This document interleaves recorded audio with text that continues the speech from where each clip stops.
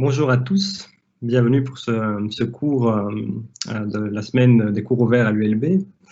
Alors, je suis un petit peu déçu de ne pas vous voir en vrai dans un auditoire à l'ULB, mais j'espère qu'on pourra bientôt faire cela plus en virtuel.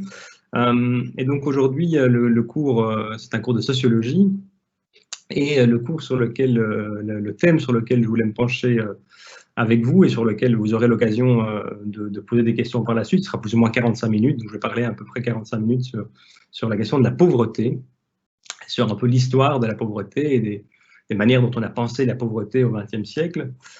Et puis au bout de ces 45 minutes, voilà, l'idée est aussi qu'on puisse peut-être échanger un petit peu. Si vous avez des questions, vous n'avez pas hésité à les poster sur le fil de discussion. Alors voilà, je vais peut-être commencer une petite présentation avec quelques petits slides.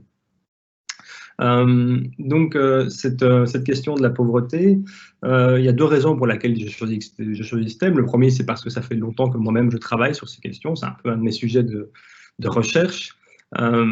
Et donc, j'ai bien entendu beaucoup de choses, au moins quelques petites choses à dire sur la question. Et puis, le deuxième aspect, c'est parce qu'en soi, la naissance un petit peu de ce qu'on va appeler la question sociale, de cette question de la pauvreté qui prend sa forme, on va dire, contemporaine ou moderne au XIXe siècle, avec l'industrialisation, a beaucoup à faire avec la sociologie. Au fond, le développement de cette question, de toute une série d'interrogations, de travaux qui vont essayer de comprendre pourquoi est-ce qu'il y a de la pauvreté, qu'est-ce que la pauvreté, qui vont essayer de la définir, de la mesurer, a un lien direct avec la sociologie. La sociologie est au fond née aussi de la question sociale et dans la question sociale. Donc il y a un lien très très fort entre ces deux questions et la sociologie. Alors la première chose sur laquelle on peut se pencher un petit peu, c'est simplement sur des définitions, parce qu'évidemment, comme n'importe quelle question, il faut pouvoir la définir, la mesurer, et la pauvreté, en tout cas chez nous, en Belgique ou en Europe plus généralement, généralement on la définit comme des personnes qui vivent avec en dessous de 60% du revenu médian. Ça, c'est un peu la définition générale. Donc, quand au journal télévisé, on vous parle de pauvreté, du nombre de gens qui sont en pauvreté, eh bien, on renvoie généralement à cette définition. Alors, qu'est-ce que c'est ce revenu médian? Je vous ai fait un petit graphique ici avec la distribution des revenus. Alors là, c'est un petit graphique pour la France, mais la distribution des revenus en Belgique est relativement à peu près similaire, quasi identique. Et donc le revenu médian, au fond, c'est ce qui divise la population en deux. C'est-à-dire qu'en dessous de ce revenu, il y a la moitié de la population qui gagne moins, et au-dessus, il y a une moitié qui gagne plus. Donc c'est ce qui vraiment divise la population en deux parties identiques. Et sont définies comme pauvres les personnes qui gagnent moins de 60% de ce revenu. Alors en Belgique, c'est un peu plus de 1100 € par mois pour une personne isolée. Donc si vous êtes isolé et que vous avez moins de 1100 € par mois, eh bien, vous êtes considéré comme pauvre. Alors vous voyez cette mesure, alors c'est une mesure parmi d'autres, mais celle qu'on utilise de plus en Europe, c'est une mesure relative. Qu'est-ce que ça veut dire que c'est une mesure relative? C'est-à-dire qu'elle prend en compte la distribution des revenus en général. Donc par exemple, si le revenu médian augmente parce que peut-être certains des ménages au milieu, vous voyez dans les lignes vertes là, leur revenu augmente et que ce revenu médian augmente, eh bien le taux de pauvreté peut augmenter, alors que les revenus des personnes qui étaient considérées comme pauvres ou modestes n'a pas bougé. Et donc la pauvreté peut augmenter simplement parce que ce revenu médian va bouger. Inversement, les personnes qui sont considérées comme pauvres pourraient voir leur revenu diminuer et donc voir leur situation matérielle s'aggraver, et le taux de pauvreté resterait le même. Donc, voilà, cette mesure a évidemment une série d'avantages. Elle est intéressante parce qu'elle nous permet de voir comment se répartissent les revenus. Il y a quelque chose de relatif.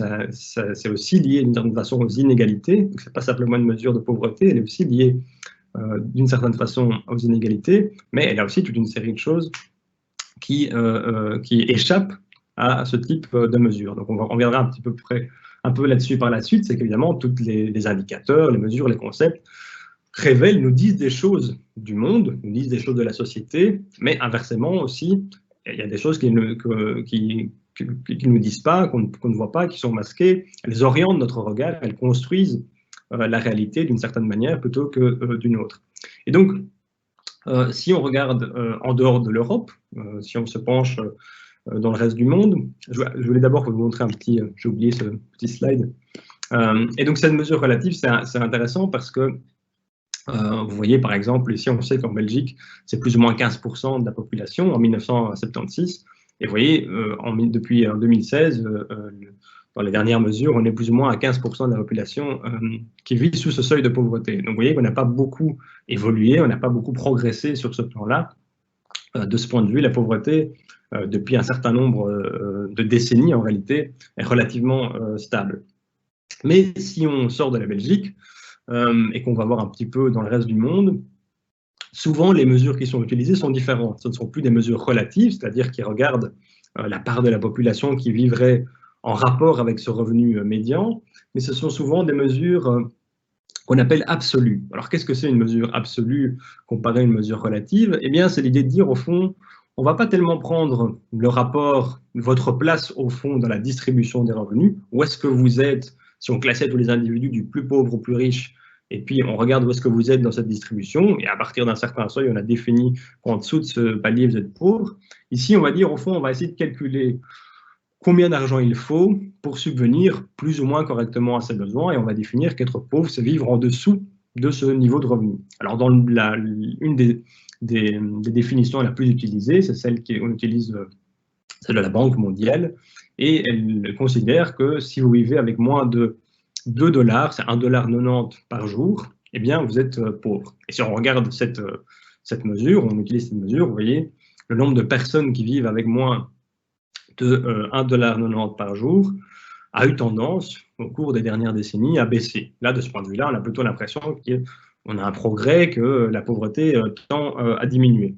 Mais évidemment, ici, c'est une mesure qui est tout à fait absolue. Donc, si les riches deviennent plus riches, si les écarts augmentent, ça ne se voit pas. Ce qui est important, c'est simplement le nombre de personnes qui vivent avec ce revenu qui est décidé de manière plus ou moins arbitraire. On peut faire certains calculs, voir quel est le niveau de vie qu'on peut avoir avec 2 $ par jour. Évidemment, ce n'est pas une surprise que ce n'est pas un niveau de vie très élevé, mais c'est tout de même assez arbitraire. À partir d'un certain moment, on décide que c'est 2 $, mais pourquoi pas 3, pourquoi pas 4?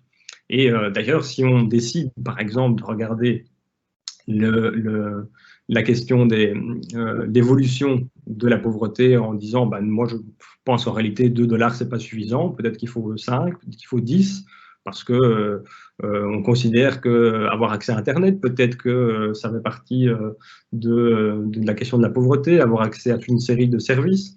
Donc tout ça, c'est évidemment des débats qui sont politiques, qui font partie de la recherche et qui vont définir à partir de quel moment on considère que quelqu'un est pauvre. Mais il n'y a pas évidemment de réponse toute faite ou univoque à cette question. Et si on décide que c'est un peu plus, prenons par exemple 5 à 10 $, j'ai un autre petit slide ici, vous voyez, j'ai pas mal de petits graphes à vous montrer d'abord. Vous voyez, si on regarde le graphique, vous voyez la deuxième ligne verte, c'est les gens qui vivent avec moins entre 5 et 10 $, et bien du coup, ce qui nous est apparu comme un progrès, on a l'impression que ça a bien évolué dans les dernières décennies, là c'est un petit peu moins évident, ça stagne un peu plus, la diminution est un peu moins forte. Et donc ce qui est important ici, c'est de voir qu'au fond, selon la manière dont vous allez définir la pauvreté, selon les mesures que vous allez prendre, les indicateurs, tout ça va déterminer aussi non seulement un certain regard sur ce qui se passe. Vous voyez que si on prend une mesure relative, on a plutôt l'impression qu'on n'a pas du tout avancé. C'est le cas en Belgique. Les personnes qui vivent sous ce seuil de 60% du revenu médian tend à stagner. Si on prend une mesure plus conservatrice, en réalité, parce que c'est de ça qu'il est question, de 2 $, alors là, on a l'impression qu'on fait des progrès. Et puis si on décide de mesurer les inégalités en général, donc les écarts entre les riches et les pauvres, c'est-à-dire l'écart qui est entre la personne qui est la plus pauvre et celle qui est la plus riche, alors là, on aura plutôt l'impression que les choses se sont empirées. Et donc, toutes ces questions, toutes ces définitions ne sont pas simplement neutres, elles ne décrivent pas simplement la réalité. Alors certes, elles décrivent une certaine réalité, mais elles dessinent aussi une certaine manière de se la représenter. Elles vont aussi influencer sur certaines solutions plutôt que d'autres. Cette différence, par exemple, entre pauvreté et inégalité, c'est quelque chose d'assez frappant. Si vous voulez mesurer les inégalités, vous avez tendance à vouloir prendre des mesures qui vont les limiter. On va faire des impôts plus importants sur les plus hauts revenus. Par contre, si vous n'utilisez que des instruments qui mesurent la pauvreté, ce seuil de revenus, eh bien, vous allez plutôt peut-être essayer de garantir un seuil de vos revenus au travers peut-être de ce qui aujourd'hui on appelle une allocation universelle. Donc ce sont deux mesures différentes, mais qui sont aussi liées à ce qui va nous intéresser, aux indicateurs qu'on utilise et à la réalité qui nous dessine. Et donc, j'aimerais un petit peu revenir avec vous sur une perspective un petit peu plus historique, un peu plus sociologique, sur la manière dont a évolué cette question de la pauvreté, la manière dont on a pensé cette question au cours du XXe siècle. Là, je vais vous donner quelques éléments sur aujourd'hui, et vous voyez que déjà là, il y a largement matière à débat, puisque à chaque différent indicateur, on peut se poser différentes questions. Et pour commencer, je voudrais faire un survol un peu rapide, parce qu'évidemment, dans le cadre de cette leçon, je n'ai pas le temps de parcourir cette histoire depuis la nuit des temps, mais de commencer avec l'industrialisation, parce que c'est une des périodes la plus importante, évidemment, où va se cristalliser cette question. Vous avez peut-être déjà vu des gravures, des images, des photos de cette période de l'industrialisation. Là, vous voyez, c'est une gravure d'un très fameux illustrateur et graveur qui s'appelle Gustave Doré. Si vous tapez Gustave Doré, vous pouvez voir sur Internet plein de très belles gravures de ce monsieur qui a aussi dépeint cette période de l'industrialisation, du paupérisme de l'époque. Ça, c'est en Angleterre, c'est à Londres. Et c'est une période importante parce que c'est la période durant laquelle, en particulier dans les villes, vont commencer à s'entasser cette main-d'œuvre, ces salariés qui désormais viennent vendre leur travail dans les industries naissantes. Et plusieurs choses se passent, notamment ces villes grandissent parce qu'on a besoin de main-d'œuvre grandissante, elles se développent, mais avec ces richesses qui commencent à s'accumuler, parce qu'il y a beaucoup de richesses qui sont produites grâce à l'industrialisation, grâce à ces nouvelles techniques de production qui sont plus rapides, qui produisent beaucoup plus. Il y a aussi un paupérisme, beaucoup de pauvreté à côté de cette expansion de la richesse. Et beaucoup de personnes, beaucoup de penseurs, de philosophes vont commencer à s'interroger sur ça. Qu'est-ce qui explique qu'à côté de la richesse se déploie aussi cette pauvreté? Il y en a un en particulier dont vous avez peut-être déjà entendu parler, je ne sais pas, qui s'appelle Alexis de Tocqueville et qui est un des pères du libéralisme, un penseur libéral. Donc, ce n'est pas un penseur critique, ou du moins, ce n'est pas un penseur socialiste, mais il va visiter Manchester. Alors, Manchester, c'est une des grandes villes anglaises, c'est une des villes, l'un des berceaux de l'industrialisation. Et on est au début du 19e siècle. Et Alexis de Tocqueville fait sa visite de Manchester, et alors je vous lis ce qu'il écrit, ça décrit assez bien évidemment ce qui se passe durant cette période. Il dit voilà, il arrive à Manchester, une épaisse et noire fumée couvre la cité, le soleil paraît au travers comme un disque sans rayons, c'est au milieu de ce jour incomplet que s'agitent sans cesse 300 000 créatures humaines. C'est au milieu de cette cloaque infecte que le plus grand fleuve de l'industrie humaine prend sa source et va féconder l'univers. De cet égout immonde, l'or pur s'écoule. C'est de là que l'esprit humain se perfectionne et s'abrutit, que la civilisation produit ses merveilles et que l'homme civilisé redevient presque sauvage. Alors, il y a beaucoup de choses là-dedans. La première, au fond, on en a déjà parlé, c'est cette sorte de paradoxe que ce déploiement de richesse, grâce à cette nouvelle technique de production qui permettent de produire plus vite, produire plus, de manière beaucoup plus efficace, va de pair avec une misère importante. Et ça, c'est un peu paradoxal. Alors peut-être pour nous, ça ne nous paraît plus, mais en tout cas pour eux, c'est un peu étonnant. Pourquoi est-ce que la richesse se déploie de la même manière que la pauvreté? Et deuxième élément, et c'est un élément important, il dit aussi c'est là où l'esprit humain se perfectionne et s'abrutit. Alors pourquoi s'abrutit? C'est en partie parce que la qualité du travail devient de plus en plus répétitive, il devient de moins en moins intéressant. C'est-à-dire au fond, avant, soit vous étiez un paysan et vous travaillez, il y a quand même une certaine... C'est assez varié comme travail, c'est pas totalement répétitif, et puis vos horaires de travail sont un petit peu... sont pas aussi monotones, ils dépendent des saisons, ils dépendent du climat, et toute une série de choses qui vont faire varier votre journée qui n'est pas aussi monotone que celle lorsque vous êtes dans une industrie. Et puis, si vous étiez un artisan, vous alliez faire des chaussures, vous alliez faire des vêtements, vous alliez faire toute une série de choses, mais il y avait un grand degré d'autonomie dans votre travail et puis de créativité, puisque vous deviez faire des chaussures en entier. Maintenant, avec cette sorte de spécialisation, cette division du travail, chacun a une tâche qui est de plus en plus spécifique et définie, et pendant 8, 9, 10 heures par jour, vous allez faire la même tâche. Et donc, il y a une dégradation du travail. Ce n'est pas simplement que vous allez travailler plus, ce n'est pas simplement que vos conditions de vie sont plus difficiles, elles le sont. En réalité, l'industrialisation va mener à une dégradation des conditions de vie, en particulier pour les personnes qui vont s'entasser dans les villes. Mais c'est aussi que même le travail lui-même devient abrutissant. C'est simple, c'est même votre quotidien dans votre travail qui devient assez horrible. Et donc ça, c'est un peu, on va dire que c'est à ce moment-là que se cristallise un peu cette question sociale. Et un certain nombre de personnes vont commencer à réfléchir de comment expliquer cette évolution. Alors, il y a des éléments qu'on a déjà un petit peu esquissés, cette division du travail, cet appauvrissement du travail est un élément important, mais sur la question de la richesse et de la pauvreté, c'est un peu embêtant. On s'interroge un petit peu. Et il y a un auteur important, qui est un peu une sorte de précurseur de la sociologie ou des sciences sociales, qui s'appelle Eugène Buret. Alors, c'est un Français, à la base, c'est une sorte de journaliste, un peu un économiste, il fait différentes choses, et il est chargé par l'Académie des sciences en France de mener une enquête. On me dit, bon, ben voilà, il va falloir réfléchir à ce qui se passe. Et là, il y a une démarche un petit peu d'un sociologue, il va faire une enquête, et quand je dis d'un sociologue, c'est aussi parce qu'il va du coup enquêter dans ces villes, dans ces industries, il va aller faire des recensements, aller regarder un peu tout ce qui se passe en Angleterre et en France. Il écrit, il va en faire un rapport qui deviendra un livre qui va s'appeler « De la misère des classes laborieuses en Angleterre et en France, de la nature de la misère, de son existence, de ses effets, de ses causes et de l'insuffisance des remèdes qu'on lui a opposés jusqu'ici avec les moyens propres à en affranchir les sociétés ». Et donc il va faire tout cela, et que va constater cet auteur Eugène Buret? Il va constater quelque chose qui va peut-être vous paraître contemporain ou évident. Qu'est-ce qu'il nous dit dans son livre qui date du milieu du XIXe siècle, donc c'est quand même assez ancien? Il dit, je cite, « S'il est vrai que la misère existe, s'il est vrai surtout qu'elle marche du même pas que la richesse, qu'elle se développe sous l'influence des mêmes causes, quel qu'en soit le contrepoids, la compensation fatale, au bout de l'extrême liberté des riches et des forts, se trouve la servitude des pauvres et des faibles.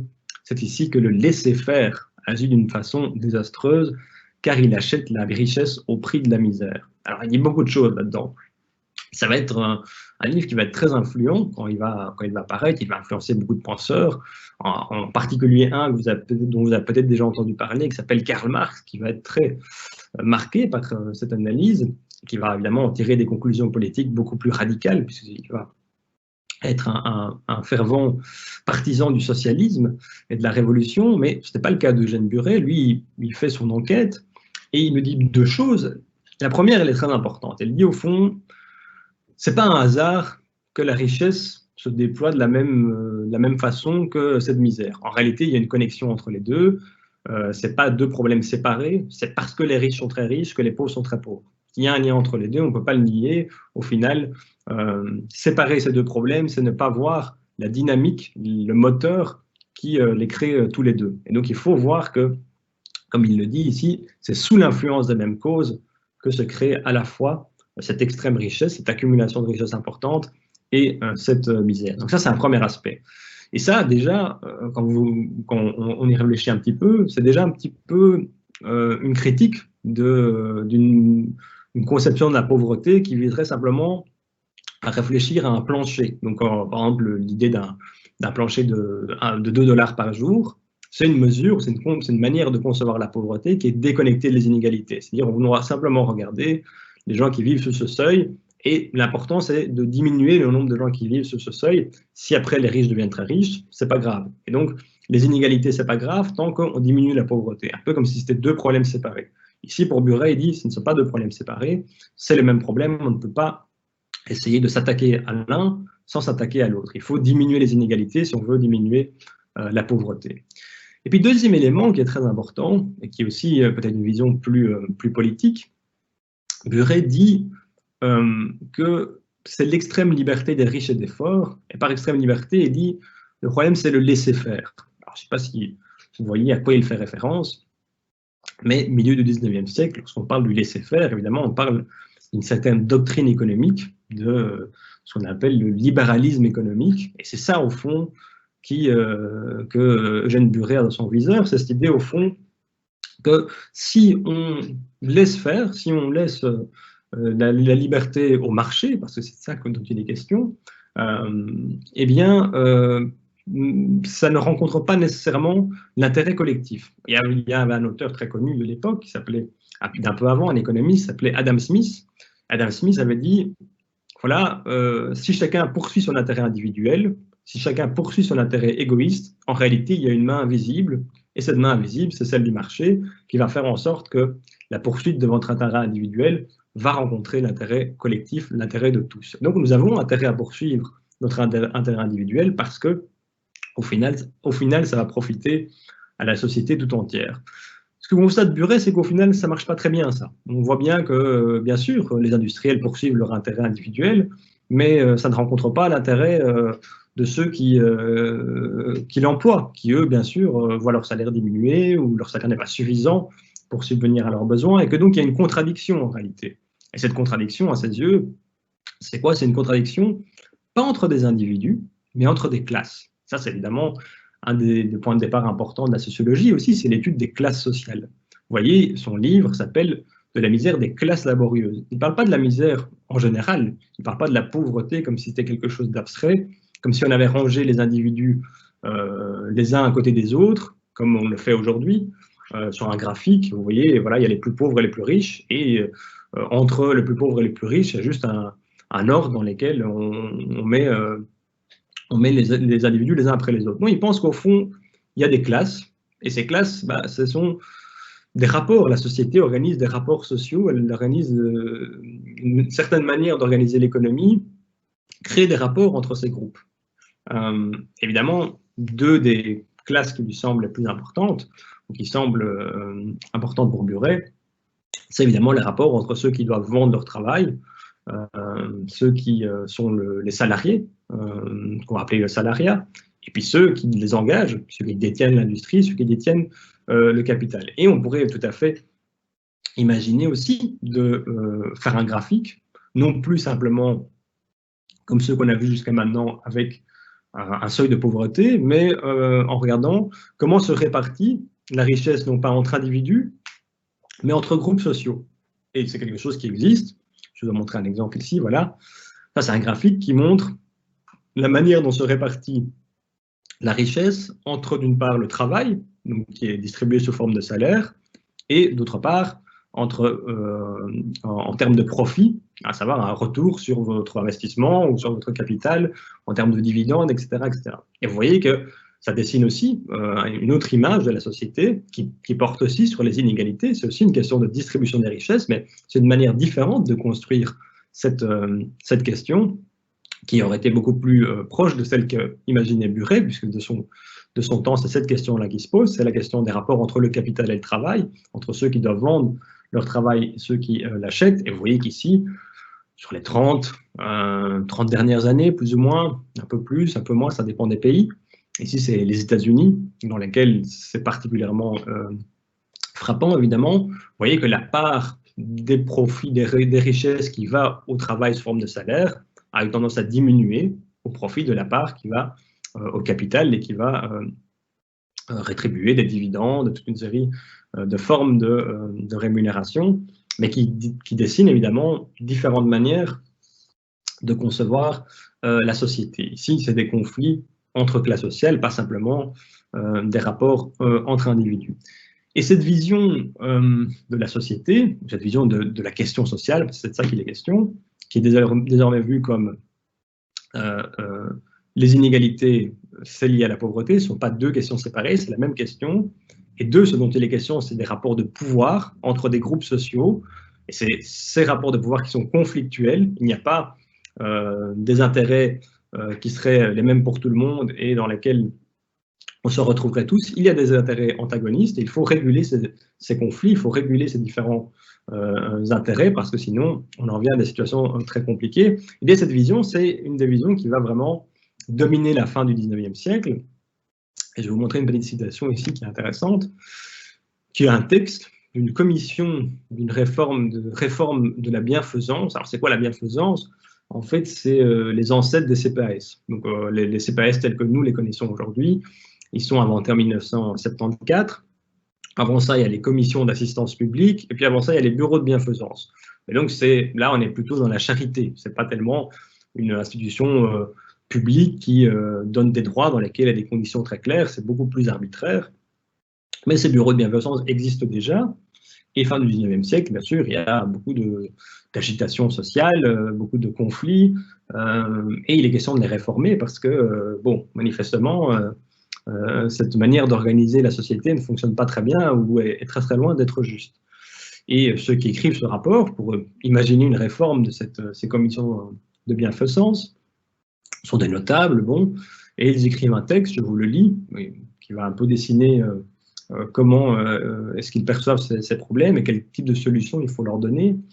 Ils disent, voilà, nul ne peut contester le pénible inconvénient résultant pour la société de l'existence de masses indigentes, grouillantes dans les bas-fonds des cités industrielles ou commerciales. Le paupérisme est le père nourricier des révolutions et des guerres de classe. L'histoire démontre que l'État qui ne sait pas trouver un remède est condamné à périr sous la poussée de ces ordres affamés, nouveaux barbares qui ne viennent plus des profondeurs de l'Asie, mais qui s'élèvent des abîmes d'une société mal organisée.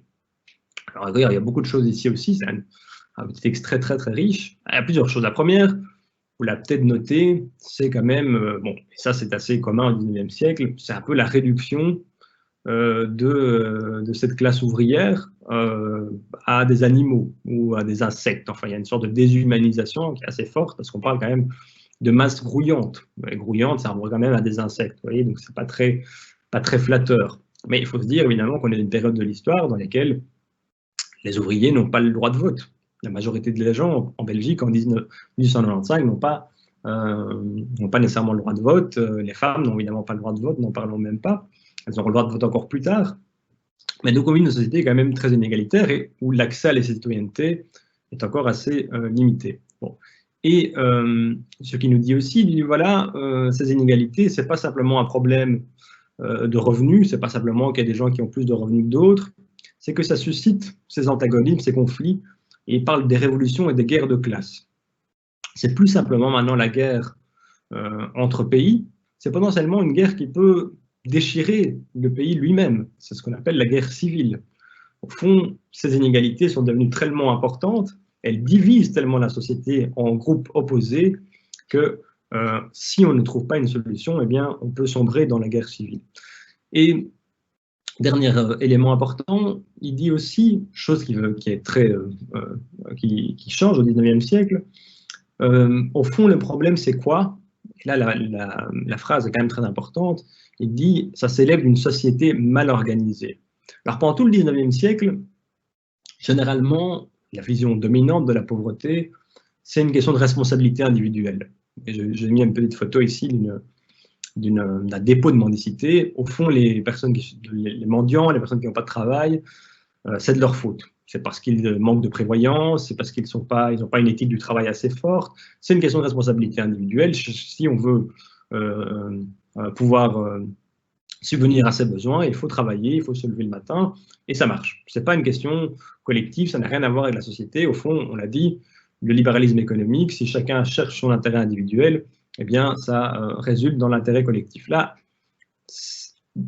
dès lors qu'on est dans cette situation-là, eh bien, on est envoyé souvent, pas toujours, mais souvent, dans des dépôts de mendicité dans lesquels on est condamné au travail forcé, parce que ça permet de vous rééduquer par le travail et nous permet peut-être de réhabiliter l'individu à devenir un sujet actif et travailleur. Bon, dans ce cas-ci, ici c'est un dépôt en Flandre, à Hoogstraten, mais il y a toute une série d'autres qui ressemblent plutôt à des prisons. C'est un peu des prisons en réalité. Il y a aussi pour les jeunes, on peut les envoyer travailler dans les champs, il y a toute une série, tout un dispositif très disciplinaire qui vise à faire ça.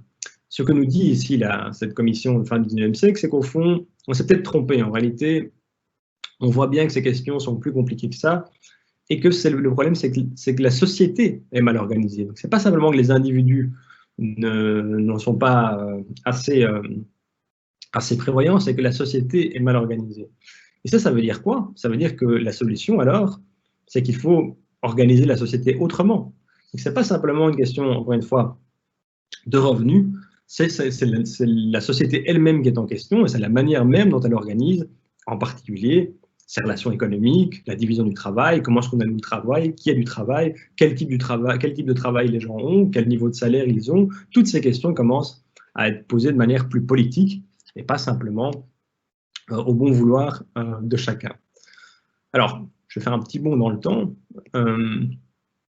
Là, évidemment, le résultat de toute cette réflexion sur la pauvreté, ce n'est pas uniquement de réflexion, c'est aussi de luttes sociales, politiques qui sont très importantes, qui vont traverser le 19e siècle, le début du 20e siècle, vont mener à faire en sorte que désormais, la question de notre existence et de pouvoir subvenir à nos besoins n'est plus simplement une affaire individuelle, mais c'est une affaire de la société tout entière. C'est à la société de pourvoir aux besoins de chaque citoyen, de chaque personne, et de garantir que tout le monde puisse subvenir à ses besoins. Et ça, évidemment, ça a joué un grand rôle dans la création, après la Seconde Guerre mondiale en particulier, de la sécurité sociale. Et la sécurité sociale, c'est pas simplement des allocations, c'est pas simplement avoir un revenu garanti, c'est aussi la santé, c'est aussi les services publics, c'est aussi l'éducation, etc., etc.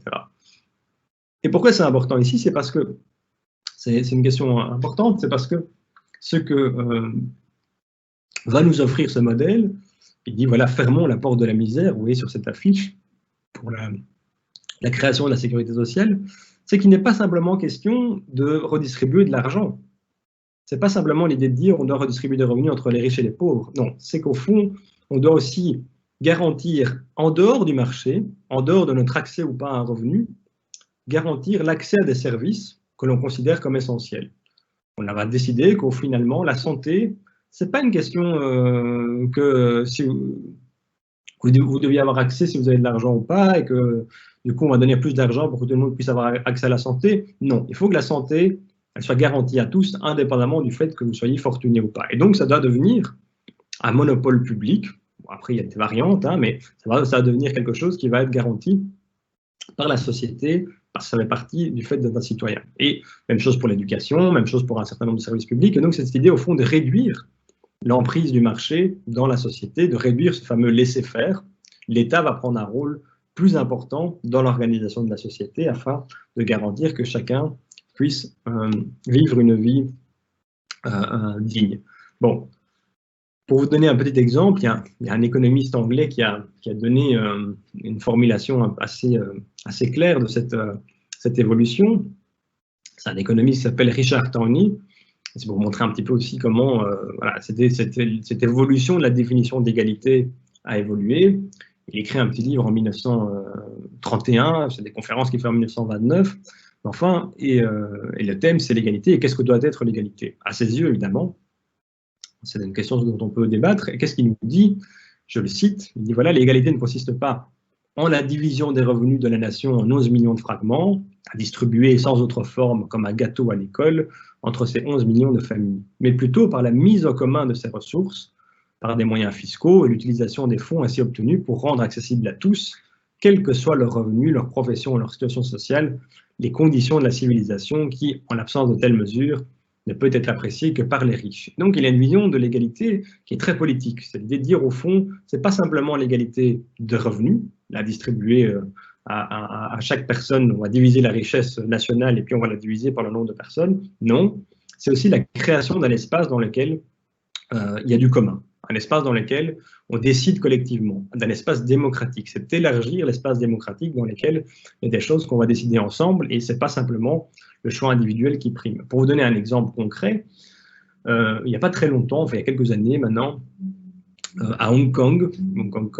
qui est quand même voilà, un endroit dans lequel il y a pas mal d'argent, il y a tout un district financier, etc.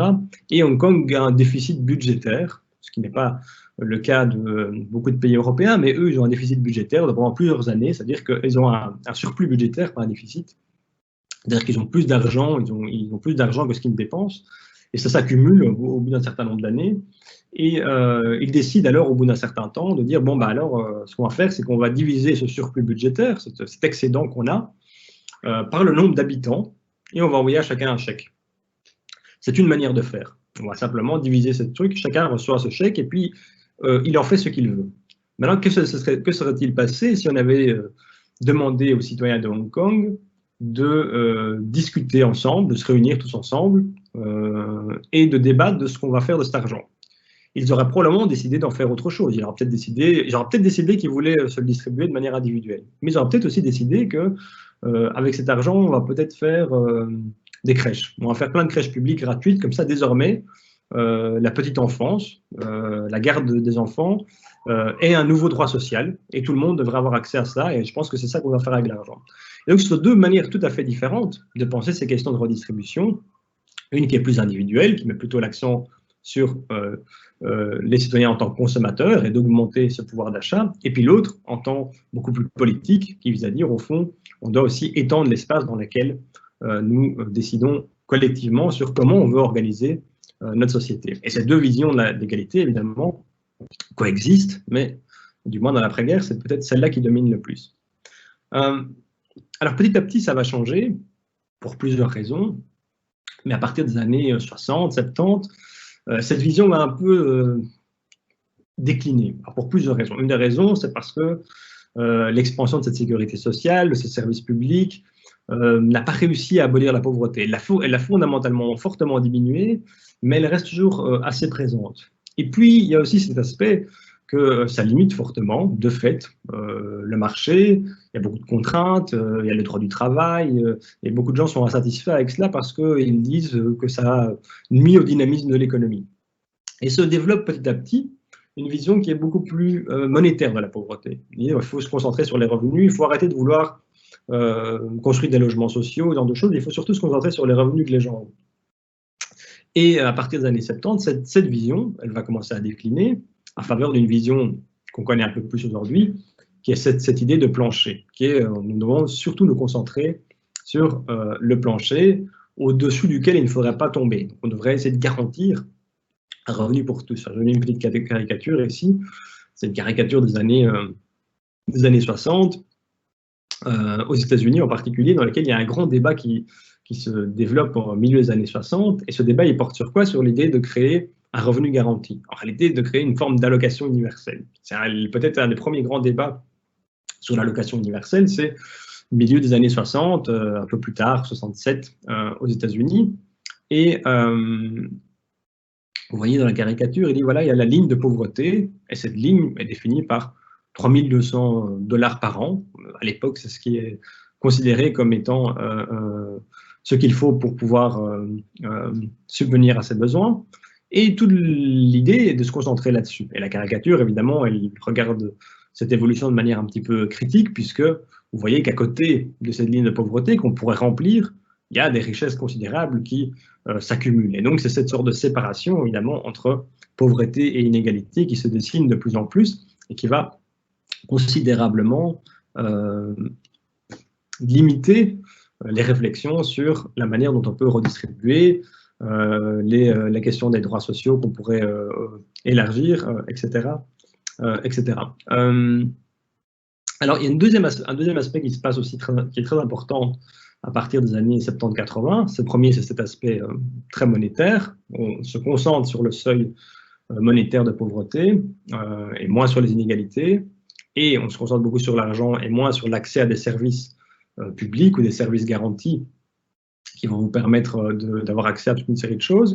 Et puis le deuxième aspect, c'est quand même cette question où la question de la pauvreté devient un problème beaucoup plus moral. Il y a un contenu beaucoup plus compassionnel. De plus en plus, on commence à voir des émissions à la télévision, toute une série de choses qui nous rendent cette question de la pauvreté moins politique. Si vous voyez, évidemment, les extraits que je vais vous montrer, ça a toujours existé, il y a toujours eu un côté moral, mais c'est très politique. Ces textes de Eugène Buret, ces réflexions de cet économiste, c'est une question qui renvoie à la manière dont une société s'organise elle-même, et donc qui questionne la manière dont nous voulons comprendre la citoyenneté, la démocratie, etc. etc. Mais à partir des années 70-80, cette question morale devient plus forte. vais donner un petit exemple ici. C'est aussi à partir de ce moment-là que se développent de plus en plus des manifestations humanitaires. Vous voyez ça, ce fameux Live Aid. Je ne sais pas si vous en avez déjà entendu parler, mais c'est un grand concert qui a été fait en 1985, notamment pour la question de la famine en Afrique. Mais cette question, elle est faite de manière au travers de concerts, au travers de célébrations dans lesquelles il y a très très peu de dimension politique. Au fond, il faut simplement faire de la charité, on va donner de l'argent et les problèmes vont être résolus. Toute la question des conditions dans lesquelles cette pauvreté, des causes de cette pauvreté sont de moins en moins interrogées. Aujourd'hui, vous avez un exemple que vous connaissez peut-être aussi, et qui est vraiment quelque chose qui se développe à cette période. C'est par exemple le Viva for Life. Vous avez peut-être déjà entendu Viva for Life, qui est aussi ce sorte de marathon où pendant un certain nombre de temps, eh bien, il va falloir, au travers d'activités culturelles, on va pousser les gens à donner de l'argent pour lutter contre la pauvreté. Et ici, il y a une variante intéressante, et qui est intéressante pour nous parce qu'on a beaucoup réfléchi à ces questions, enfin, on a beaucoup d'espace d'une leçon en tout cas, à ces questions de catégorie. C'est que Viva for Life, eux, se concentrent sur la pauvreté infantile. Et je me suis souvent demandé pourquoi est-ce que ça a un sens de parler de pauvreté infantile. Parce que pourquoi est-ce qu'au fond, ce serait logique de déconnecter la pauvreté des enfants de celle des parents. Alors il y a des raisons, bien sûr, on pourrait dire que les enfants, lorsqu'ils sont affectés par la pauvreté à un bas âge, ça a un impact important sur le restant de leur vie. Mais enfin, quand même, pourquoi est-ce qu'on ne parle pas simplement de la pauvreté en général? Pourquoi se concentrer sur les enfants? En quoi est-ce qu'on pourrait imaginer de séparer la pauvreté des enfants de celle des parents? Un aspect, évidemment, et peut-être qu'on en discutera si un jour vous venez suivre les cours à l'ULB, un aspect, c'est évidemment qu'on considère que les enfants ne sont pas responsables de leur pauvreté. Donc il y a aussi une question un peu méritocratique, il y a cette idée au fond que l'enfant, si on est une société d'égalité des chances, eh bien, il faudrait que tous les enfants commencent sur la même ligne de départ, qu'ils puissent être sur la même ligne de départ, mais les parents, eux, bon, ils ont fait des choix dans la vie, ils ont des responsabilités. Et donc, cet intérêt pour la pauvreté infantile aussi traduit, vous voyez, ce sont aussi des catégories qu'on utilise, voilà, une série de mesures, on peut essayer de mesurer cette pauvreté infantile, mais cette volonté, elle traduit aussi souvent des visions et des conceptions de la pauvreté qui sont derrière et qui, dans ce cas-ci, traduisent souvent une vision un petit peu conservatrice peut-être de la pauvreté en général, dans laquelle les parents, eux, sont un petit peu plus responsables ou ont fait des choix et donc peut-être tant pis pour eux ou c'est peut-être moins grave. Bon, je caricature un petit peu rapidement, mais c'est quand même une question qui traverse toutes ces interrogations sur pourquoi pourrait-on parler de pauvreté infantile plutôt que d'autres choses, de pauvreté générale, etc., etc. Bon, dernière chose, je vais avancer, sinon je vais parler trop longtemps. J'ai une tendance à parler trop longtemps. Et donc, toute cette catégorie, et ce que j'ai essayé un peu de vous montrer aujourd'hui, c'est que, bien sûr, la manière de construire les indicateurs, toutes ces mesures ont un impact, et que sur ces dernières 30, 40 dernières années, une des grandes questions qui est revenue à l'ordre du jour, c'est la question des inégalités. Vous en avez sûrement déjà entendu parler. Vous avez entendu parler de cet économiste qui s'appelle Thomas Piketty, et j'ai gardé un dernier petit graphique pour la fin. C'est celui de la part des richesses qui est détenue par le pourcent des personnes sur cette planète qui est la plus riche, et puis la part des richesses qui est détenue par les 99% autres, dans lesquels nous sommes tous, à moins qu'il y ait une exception parmi vous, mais a priori, vous êtes tous les 99% restants. Eh bien, vous voyez que sur ces dernières années, on arrive à une situation dans laquelle le pourcent le plus riche sur cette planète détient la moitié des richesses, et l'autre moitié, elle est détenue par les 99% restants. Et ça, c'est une question intéressante, parce qu'évidemment, ça montre que toute cette réflexion sur la pauvreté a accompagné paradoxalement l'évolution des inégalités et qu'il faut faire attention, peut-être c'est le mot de la fin, de ne bien réfléchir à ne pas penser ces questions séparément, de ne jamais réfléchir à la question de la pauvreté comme si elle était séparée de la distribution globale des ressources et des richesses, et que pour cela, peut-être les instruments de la sociologie vous seront utiles. Voilà, je ne vais pas m'attarder plus que ça, peut-être que vous avez des questions et on peut un peu discuter plus concrètement.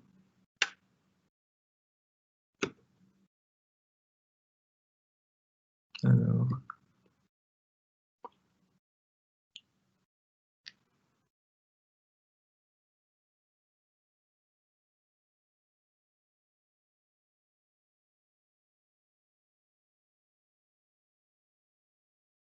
S'il n'y a pas de questions, j'attends patiemment votre interrogation. Mais...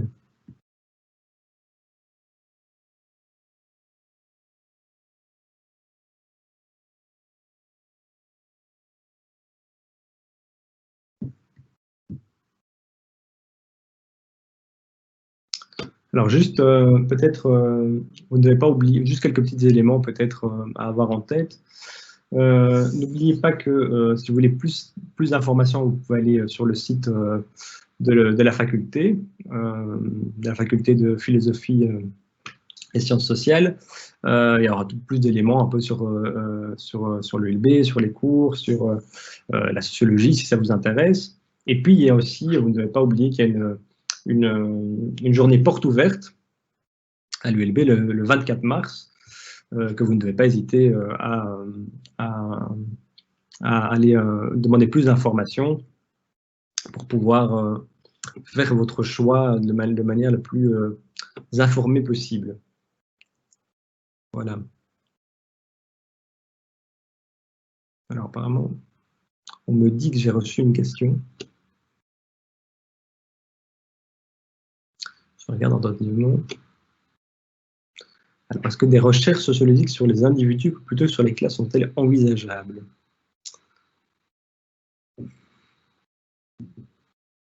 Alors, deux choses. Est-ce qu'il existe... Alors, de toute façon, des recherches, on peut... La manière dont on décide d'étudier le social, la société, la manière dont on décide de le classer, ça, on peut en faire. On peut décider de réfléchir sous forme d'individus. On dit, ben voilà, on pense que c'est les individus qui sont la chose la plus... l'élément qui fait le plus sens. On pense que la société est l'agrégation de décisions individuelles. C'est vrai que la sociologie, historiquement, a plutôt tendance à penser que la société dans son ensemble a un impact sur la manière dont les individus se comportent, à savoir qu'il y a des déterminismes sociaux, que votre origine sociale, que toute une série de mécanismes font que les individus font certains choix et ont certaines trajectoires dans la vie. Mais certains sociologues pensent au contraire que voilà, les choix individuels et la responsabilité individuelle est très importante et que la société est faite de l'agrégation de décisions individuelles. Mais il y a différentes manières voilà, de construire, de comprendre la société, comment elle fonctionne, comment elle s'organise. Et donc, dans les deux cas, on peut prendre le prisme des classes comme on peut prendre un prisme plus individuel. Ce sont juste deux perspectives théoriques différentes qui, évidemment, mènent à des conclusions différentes et sur lesquelles on peut avoir un débat et une discussion sur quelle est la plus pertinente pour appréhender certaines questions, comme par exemple les inégalités. Comment est-ce qu'on peut comprendre ces inégalités? Quelles sont les dynamiques qui expliquent la création des inégalités? Est-ce que c'est une question, par exemple, de rapport de classe et de l'exploitation? Ça, c'est le prisme plutôt marxiste, d'une certaine façon, qui fait que c'est les rapports entre le capital et le travail. Et ce sont des dynamiques différentes. Est-ce que c'est lié, par exemple, à l'évolution, à des choix individuels, des gens qui font de meilleurs choix que d'autres, et donc ils méritent de gagner plus d'argent parce qu'ils ont fait des choix d'investissement, des choix de vie. Donc il y a différentes manières de réfléchir à ces questions, évidemment, sont l'objet de débats. Alors, est-ce que les interrogés sortent de l'anonymat? Mais comment est-ce qu'on choisit? Alors, ça, c'est des questions compliquées. Tout dépend du type d'enquête que l'on fait. Il y a des enquêtes dans lesquelles peut-être les personnes ne veulent pas nécessairement avoir leur anonymat, mais généralement, quand on fait une enquête, en particulier des entretiens, on doit garantir l'anonymat des personnes, on doit gérer les données d'une certaine manière, parce qu'évidemment, elles ne doivent pas être partagées ou diffusées. Donc, normalement, c'est plutôt l'anonymat est une question importante dans la recherche en sciences sociales, en sociologie, en anthropologie aussi. Bon. Et les critères pour choisir les personnes, bah ça, c'est difficile, mais l'important, généralement, lorsqu'on veut mener une enquête sur une question en particulier, il faut essayer d'avoir un échantillon qui est représentatif. Et donc ça ne veut pas nécessairement dire qu'il faut beaucoup de personnes, parce qu'on peut avoir un échantillon avec beaucoup de personnes, mais qui n'est pas du tout représentatif. Si par exemple vous faites une enquête sur les opinions politiques des personnes et que vous ne prenez, je ne sais pas moi, que des hommes, bon, bah, ou que des hommes riches ou pauvres, bon, vous pouvez avoir beaucoup de personnes, mais votre échantillon ne va pas du tout représenter la société. Donc l'important, c'est la diversité de votre échantillon et à quelle mesure, au fond, cet échantillon représente une sorte de petite version de la société ou de ce que vous voulez étudier. Voilà.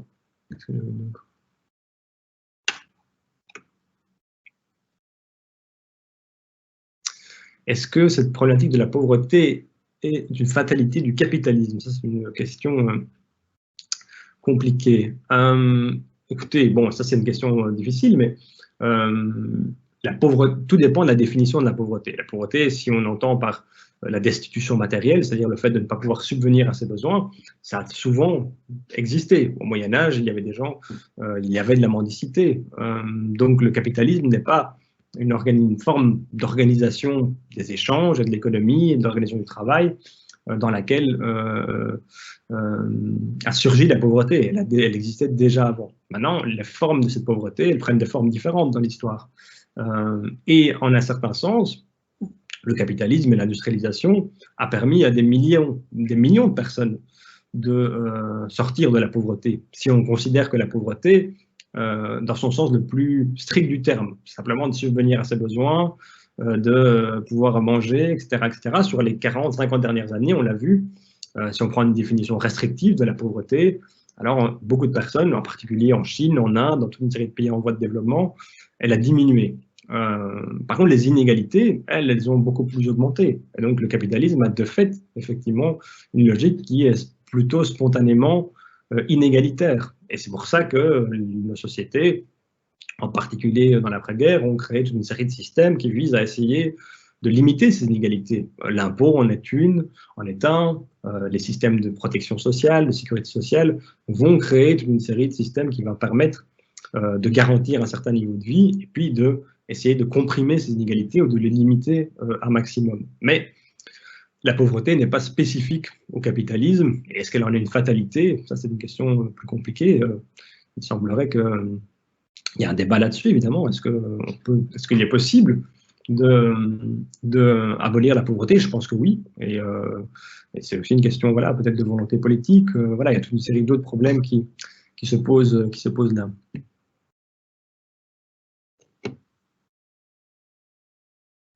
Alors, je ne pense pas qu'il y a d'examen d'entrée nécessaire pour le bachelier de sociologie et d'anthropologie. Vous pourrez y avoir accès sans faire d'examen d'entrée.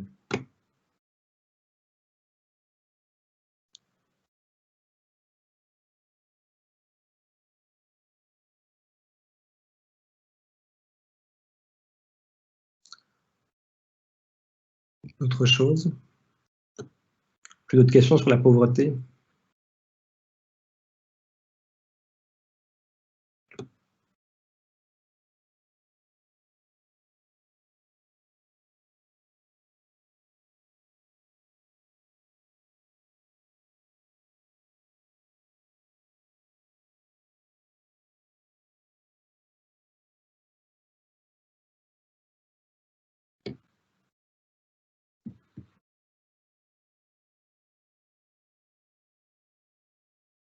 Bon, si vous n'avez plus d'autres questions.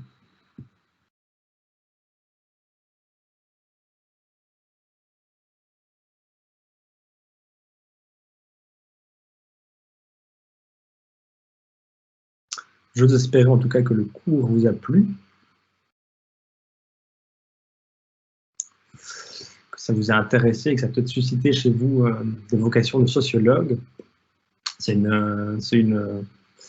une discipline qui est très large. Hein. Voilà, j'ai abordé un aspect qui est cette question de la pauvreté, mais en sociologie, on aborde beaucoup de questions. Ça peut être des questions de la culture. La culture, évidemment, une thématique importante.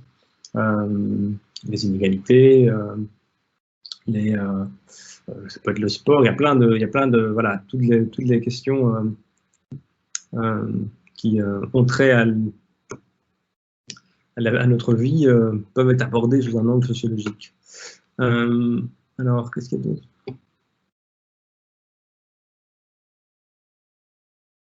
Qu'est-ce qui peut être créé pour privilégier un choix collectif de l'utilisation des ressources?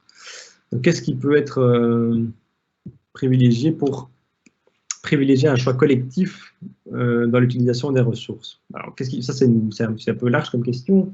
Je dirais, une des questions que j'ai essayé de vous exposer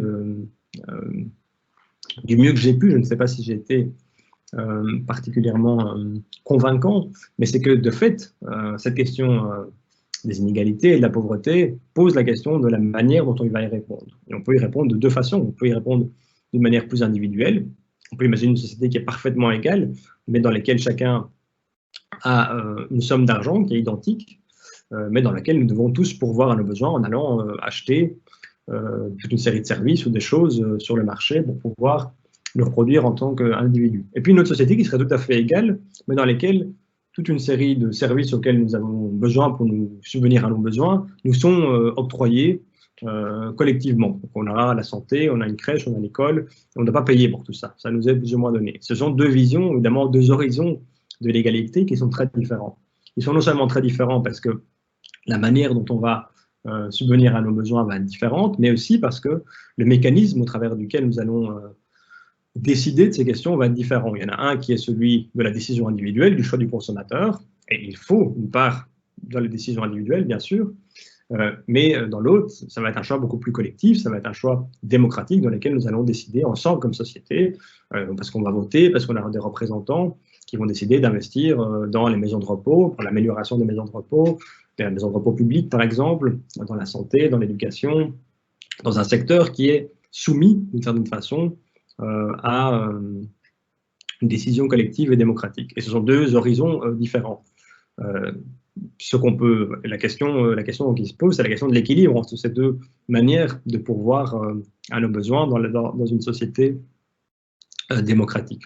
Et ça, bon, c'est pas comment le faire. Bon, ben ça dépend de nous, ça dépend de nos choix démocratiques et politiques.